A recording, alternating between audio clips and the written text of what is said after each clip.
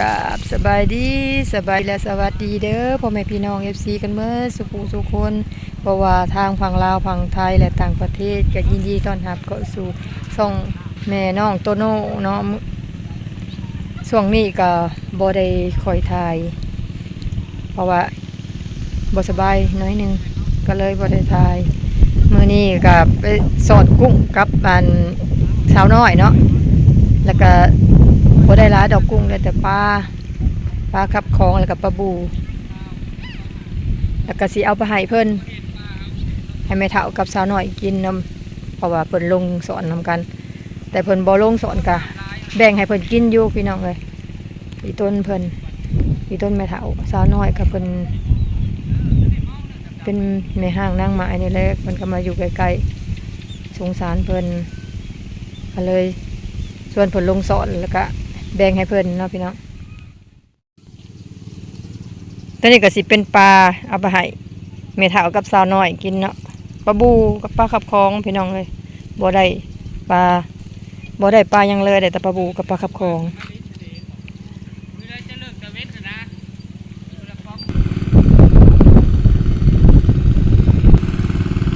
สาลาใหญ่ลง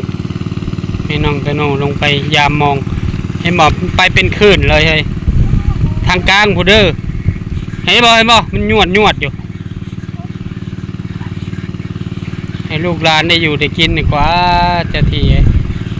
อย่าฉุกอย่าเสื่องออกมาเลยอย่าไปอันนี้โอ้ยอย่าไปอีก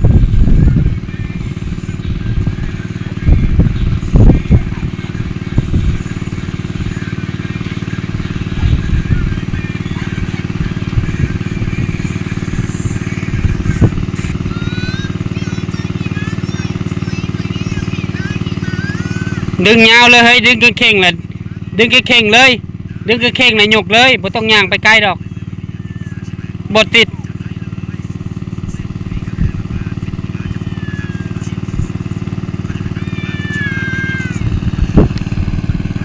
ค่อยขำลงแรงแล้วพ่อแม่พี่น้อง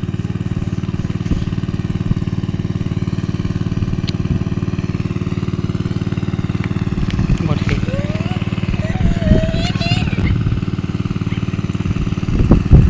บรรยากาศงานแรงๆลมแห้งพ่อแม่พี่น้องสบายดีลูกตัวน้อให้น้อหันหน้ามาก่อนน้อสบายดีลูกตัวน้อสบายดีตัวน้อนั่งเบิ่งแม่เพิ่นสอนกุ้งนี่ก็สิไปแบ่งปลาให้แม่เฒ่าสาวน้อยเพิ่นแบ่งกันกินก็เอาโคมไปให้เพิ่นเลย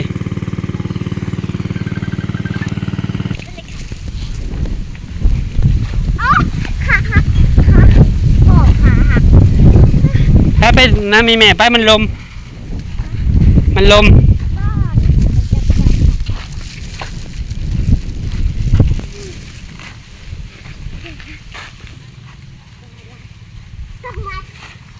โอ้สาวน้อยเป็นทมทานนะ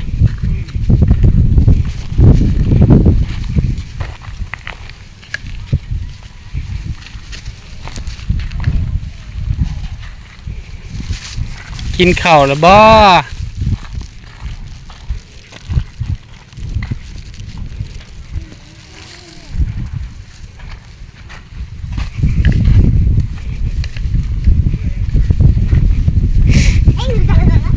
สาวน้อยแบ่งกันก็ไม่เท่าเอาซ้ำมาไม่เท่าฮะสาวน้อยปลาหนึ่งข้าวบ่นะลมมะลิเนาะเตาไฟเยายังบ่ทันน้ำปลานี่แบ่งกันเองเอาแต่กุ้งเด้อจะได้ปลาบูปลายังอยากเห็นอะไรก็เห็ดน้ำโคมเจ้าแบ่งเอากันกินแบ่งกันเหี้ยวนี่ได้เขียดพร้อมอ่อมเนาะเห็ดนั่นได้ก็เห็ดเหนียวนอนนะบ่อาบน้ำนอนนะบ่เหนียวฮะโอ้ย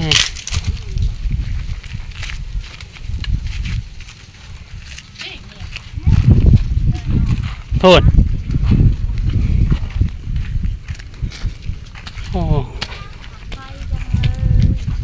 กรุบอันนี้ซานเอาเองบ่กรุบอันนี้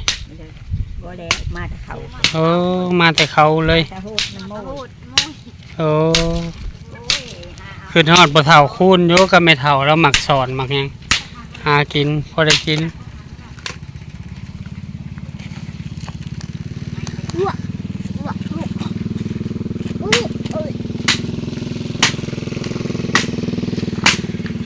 สบายดีน้องแอนนาพันพื้นดังไพ่คือกันบ่น่ะ ดังไพ่หนึ่งเข่าบ่เออโอ้ยมันชุกหรือคือมันดังอยู่พี่ก็ได้เพิ่นต้องดังเตาเพิ่นเองนะเนาะ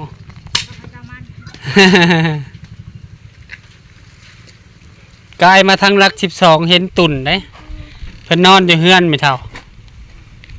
เห็นตุ่นนอนอยู่เฮือน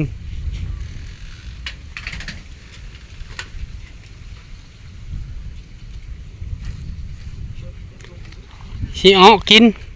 หาก็สิเอากุ้งหน่อยหนึงมันได้บ่หลายเหนียวกินข้าวกับยังเหนียว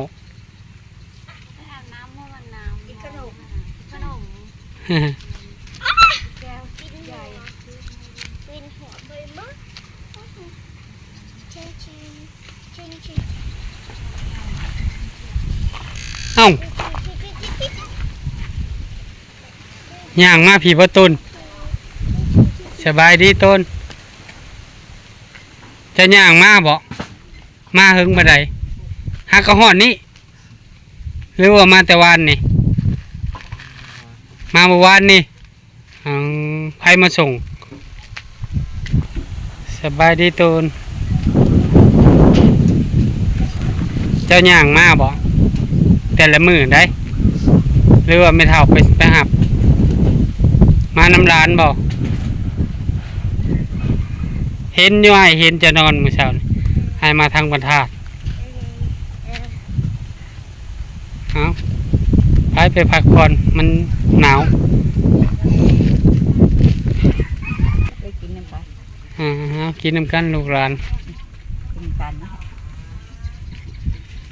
สบายดีซะน้อยลมปะไอ้โน่กับเมื่อคำเลยนอนอยู่ในตูบคือเก่าไม่เท่าเอ้ยเฮากะอยู่ดีไม่แห้งไม่เท่าสบายดีเด้อไม่เท่า สบายดี เอาเห็ดกินข้าวซะปูนเหนียวกะ โอ้ยเอาก่อนโดยมาหอดนี่แม่น้องตัวโน่ก็สิได้จบคลิปไปเพียงเท่านี้เนาะฝากพ่อแม่ FC ป้าลุง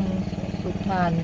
จงมีสุขภาพร่างกายแข็งแรงปราศจากโรคภัยไข้เจ็บปรารถนาสิ่งใดขอให้ได้สิ่งนั้นสมความมุ่งมั่นปรารถนา